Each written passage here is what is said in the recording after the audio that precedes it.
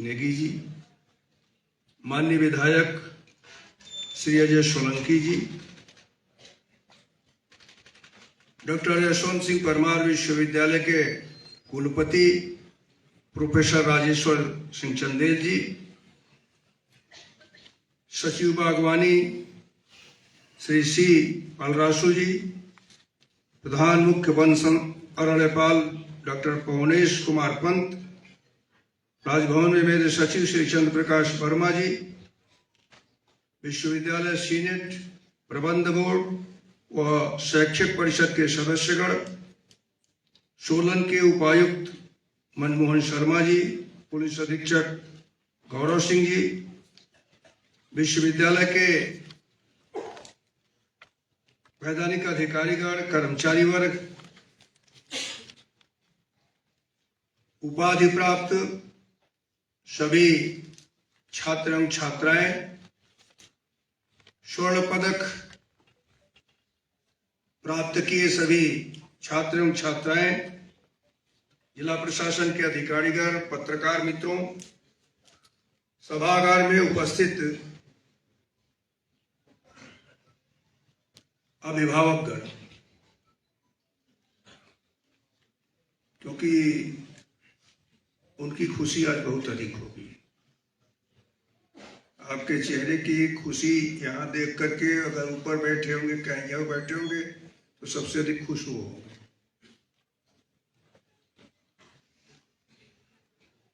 मैं आज अत्यंत प्रसन्नता व्यक्त कर सकता हूं कि अभी मैं मंत्री जी से कह रहा था, इतने शांत तो कभी आप विधानसभा में नहीं बैठे होंगे।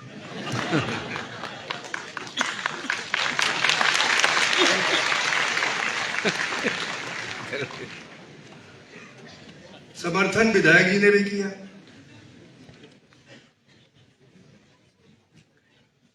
अवसर की बात होती है।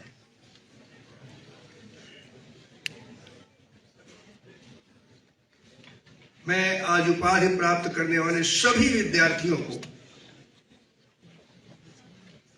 इस विश्वविद्यालय का कुलाधिपति होने के नाते बधाई देता हूं और बड़े होने के नाते आशीर्वाद भी देता हूं।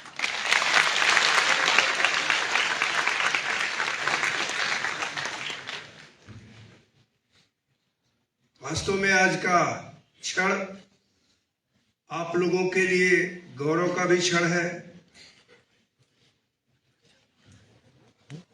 प्रसन्नता का भी क्षण है और अभिभावकों के लिए आनंद का भी क्षण है।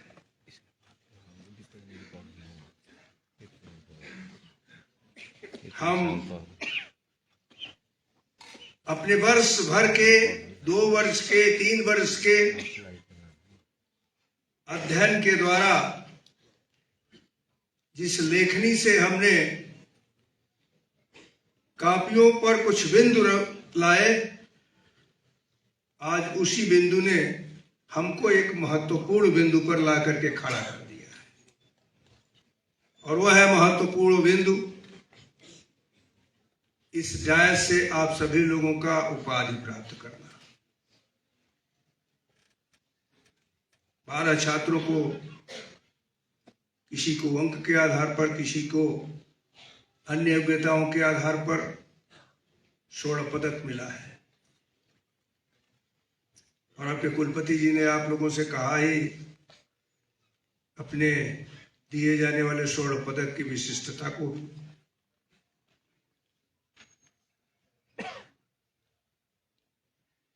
816 छात्रों को उपाधि दी गई, जिसमें पीएचडी भी है, पोस्ट ग्रेजुएशन का भी है और ग्रेजुएशन का भी है।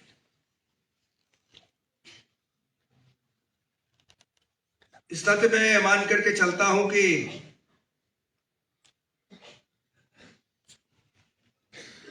यह 1 वर्ष का तो नहीं होगा,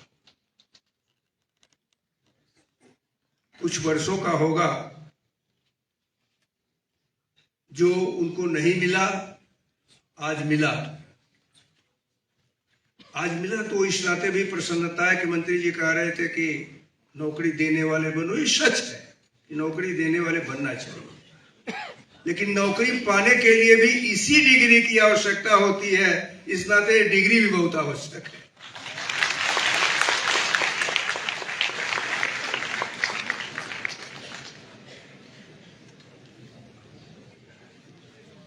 मैं ये कह सकता हूं कि इस कृषि बागवानी व वानिकी विश्वविद्यालय में जब डिग्री दी जा रही थी तो भाई देखिए, हम प्रतिस्पर्धा नहीं करते हैं, लेकिन इतना जरूर है कि भाइयों से अधिक बहनों ने अपनी उपस्थिति दर्ज कराई।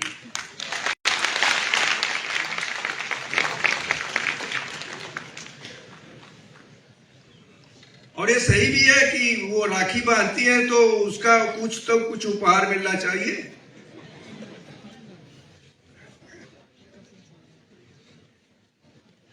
और बेटियों द्वारा अपेक्षाकृत बेहतर प्रदर्शन,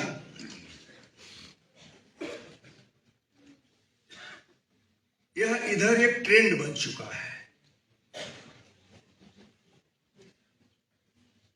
मैं इस बात को इस नाते कह रहा हूं कि छात्रों को इस प्रतिस्पर्धा को ठीक से समझना चाहिए और अपने को भी खूब आगे बढ़ाने के लिए प्रयत्न करना चाहिए। हाई स्कूल, इंटरमीडिएट या कम से कम इसमें तो दिखता है। हाई स्कूल का परिणाम आता है, इंटरमीडिएट का परिणाम आता है। समाचार पत्र वाले भी खूब अच्छी तरह से लिखते हैं, बेटियां में फिर बाजी मारी।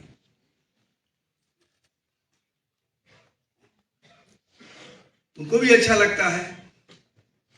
ये जरूर है कि ग्रेजुएशन पोस्ट ग्रेजुएशन में इसकी जानकारी नहीं हो पाती है, लेकिन जब वही डिग्री देने की बात आती है तब तो जानकारी हो ही जाती है।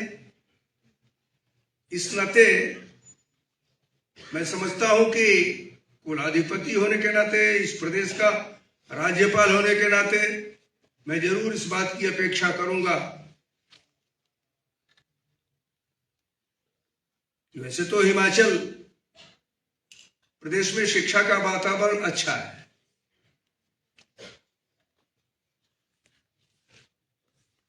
लेकिन इधर कुछ नम हुआ है। पहले केरल के बाद हिमाचल का ही नाम आता था। अब उसको और आगे बढ़ाने के लिए हम सभी लोगों को, अध्यापकों के साथ आप सभी लोगों को प्रयत्न करना चाहिए।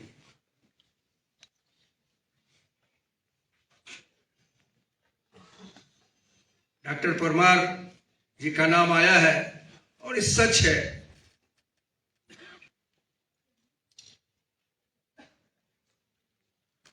कि अगर हम और आप, कोई ये नहीं जानता है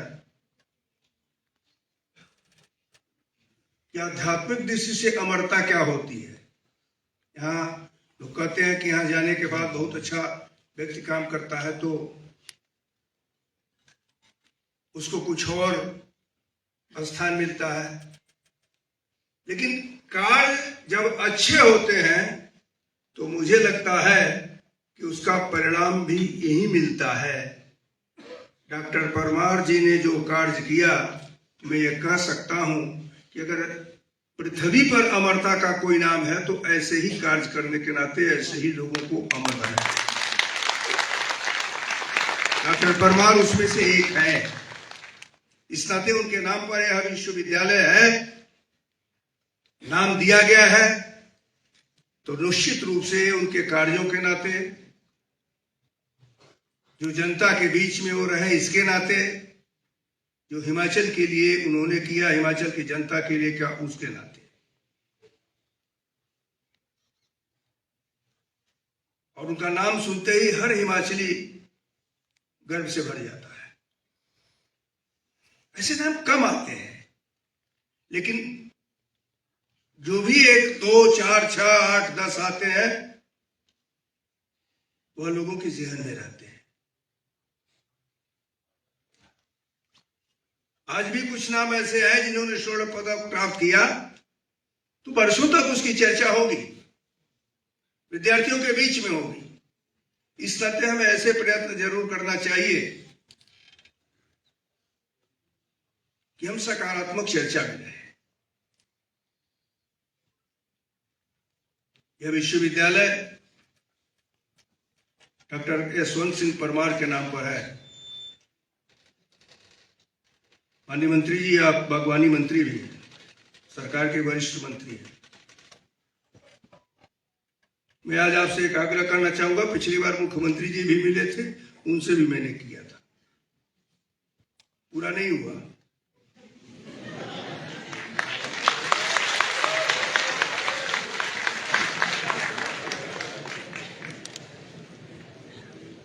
मैं निश्चित रूप से उपलब्धियों को गिनाने की बात कहूंगा, लेकिन डॉक्टर यशवंत सिंह परमार विश्वविद्यालय में भी इस विश्वविद्यालय को केवल वेतन और पेंशन आपकी सरकार देने का काम कर रही है। और उसमें से भी 70% वेतन, जब हम रिपोर्ट मंगाए राजभवन में तो देखा कि 70% वेतन ही केवल मिल पा रहा है। वेतन भी नहीं दोगे तो और क्या दोगे भाई, बताओ।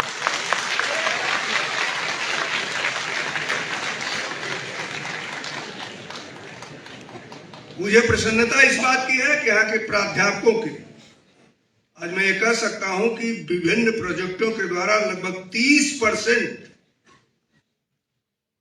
इस विश्वविद्यालय में सुचारू रूप से काम करने के लिए बाहर से आता है, सेंट्रल गवर्नमेंट से या विभिन्न प्रोजेक्ट के द्वारा, जिसमें CSR फंड भी है। हमें इसको समझना चाहिए और समझ करके निश्चित रूप से उसकी पूर्ति करनी चाहिए। शिक्षा का दायित्व पूरी तौर पर सरकारों का होता है, चाहे किसी प्रदेश की सरकार।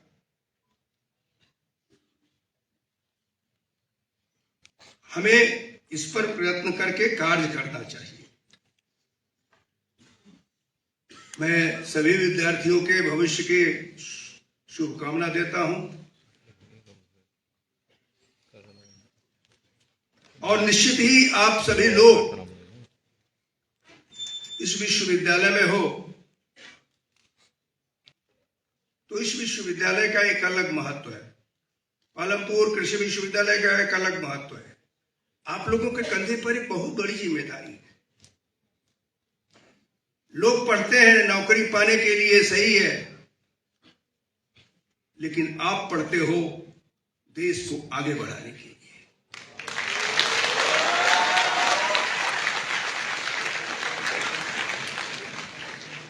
आप पढ़ते हो देश के GDP में अपना अंशदान देने के लिए।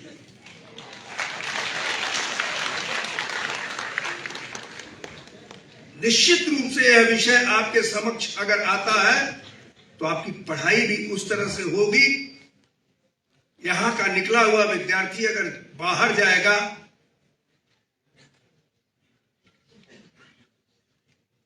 और वहां जब अपना परिचय देगा, लोग एक बार देखेंगे कि क्या यह विद्यार्थी हिमाचल प्रदेश के डॉक्टर यशवंत सिंह परमार विश्वविद्यालय से पढ़ करके आया है।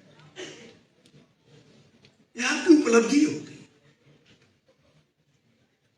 और यह उपलब्धि आपको एक अलग तरीके से गौरव देगी, एक अलग तरीके से रास्ते पर चलने के लिए बताएगी। कुछ लोग तो चलते हैं ना, रास्ता बना हुआ उस पर चलते हैं। कुछ लोग ऐसे भी होते हैं जो चलने के लिए रास्ते बना लेते हैं। आपको अपने चलने के लिए रास्ते को बनाने की जरूरत है। हिमाचल के GDP को उठाने की जरूरत है। आप GDP उठाएंगे तो प्रदेश की सरकार भी आपके नाम को कहेगी, तब मंत्री जी भी कहेंगे कि तो मेरे विश्वविद्यालय का लड़का है। विधायक जी भी ये कहेंगे, हम भी कहेंगे, क्योंकि मैं इस विश्वविद्यालय का चांसलर हूं, कुलाधिपति हूं, तो मुझे भी गर्व होगा कि मेरे विश्वविद्यालय का पढ़ा हुआ विद्यार्थी आज हिमाचल ही नहीं बल्कि भारत में जाकर के भारत की जीडीपी को बढ़ाने का काम कर रहा है।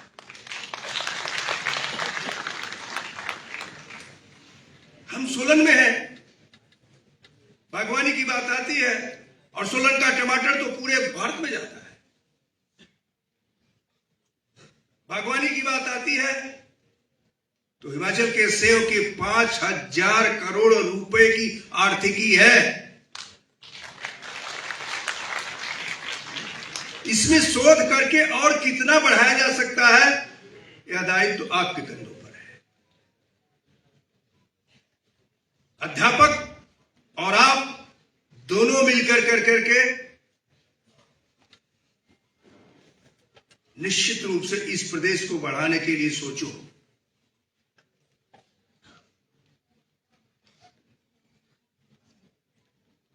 आप आगे बढ़ो। मुझे बड़ा अच्छा लगता है जब सरकार का बयान आता है, मंत्री जी का बयान आता है कि बागवानों के लिए ये हो रहा है। ये जरूर होना चाहिए,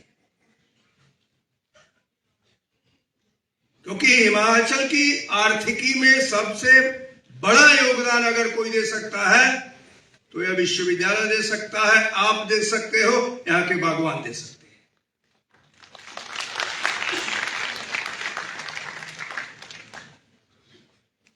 आपका प्रत्येक क्षण किया हुआ अनुसंधान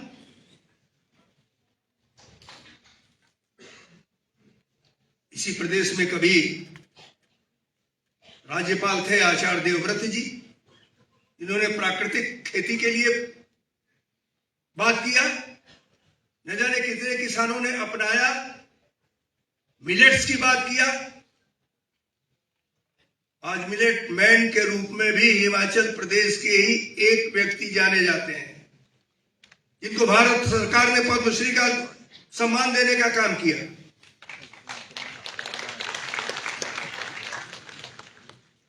आज जो अनाज कभी कोई पूछता नहीं था, आज वो अनाज 5 स्टार का डिश बन चुका है।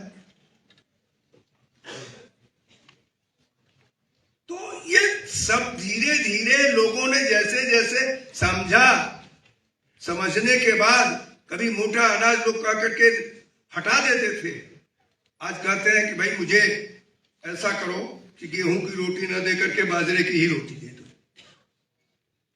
मक्के की ही रोटी दे दो। ये मोटा अनाज आज लोगों के जीवन में बहुत बड़ा योगदान देने का काम कर रहा है। और सौभाग्य से बागवानी विश्वविद्यालय भी, कृषि विश्वविद्यालय भी, ये दोनों हिमाचल प्रदेश के प्राइड है। और उस प्राइड के आप अंग हो, जो आज यहां से डिग्री प्राप्त करके जा रहे हो, भविष्य में बहुत बड़ा काम करने जा रहे हैं।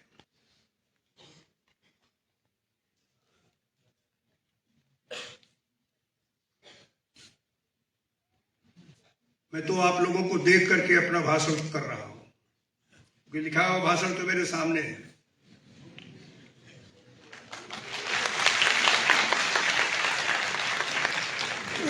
क्योंकि आपके चेहरे की चमक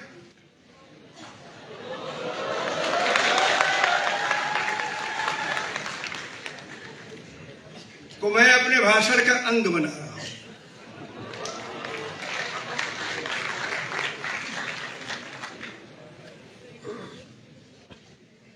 इस नाते आप लोग हर दृष्टि से विचार करो और अब इस विश्वविद्यालय में नई शिक्षा नीति भी लानी है। हमारे इतिहास को छेड़ा बहुत गया है। हमें अपने वास्तविक इतिहास को समझना पड़ेगा। हिमाचल देवभूमि रहा है। आज भी लोग कहते हैं कि हिमाचल देवभूमि है,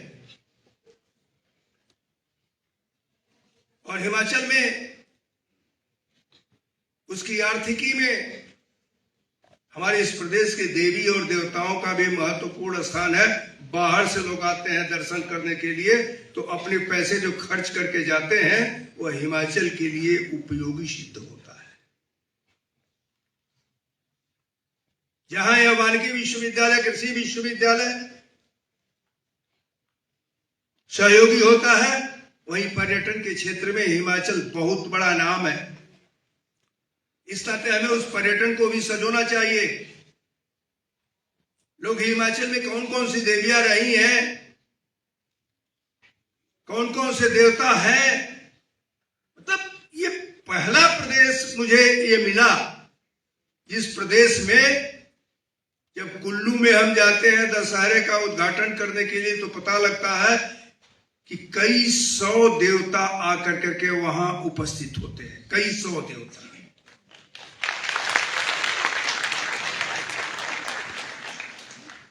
पूरे विश्व में कुल्लू के दशहरे को जाना जाता है, इसी नाते हुए उसका नाम है अंतर्राष्ट्रीय कुल्लू दशहरा।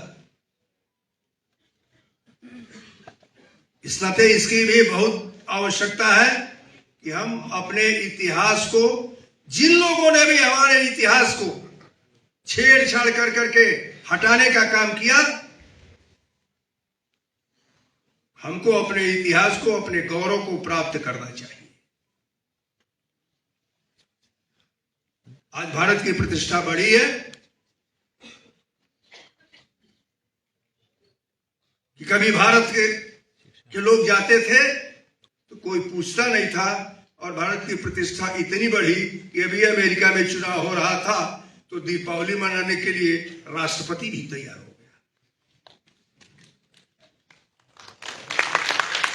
वहां के राष्ट्रपति, अमेरिका के राष्ट्रपति के भवन व्हाइट हाउस में भी पूरी तौर पर आयोजन हुआ, भारतवंशियों को बुलाया गया और उन लोगों ने दीपावली मनाने का काम किया। यह भारत की प्रतिष्ठा बढ़ी है, तब हुआ है। हम उनके भी अर्थव्यवस्था में अपना योगदान दे रहे हैं, हम ब्रिटेन के भी अर्थव्यवस्था में अपना योगदान दे रहे हैं, हम फ्रांस के भी अर्थव्यवस्था में अपना योगदान दे रहे हैं, और अगर सबसे अधिक डॉक्टर अमेरिका में कहीं के हैं तो उसका भी गौरव भारत को ही प्राप्त है।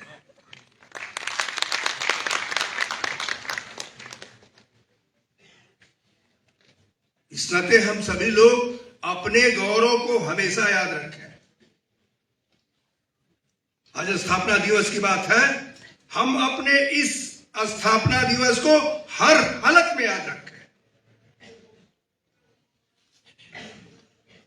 इस नाते मैं डॉक्टर यशवंत सिंह परमार जी के श्री चरणों में अपनी श्रद्धांजलि भी अर्पित करता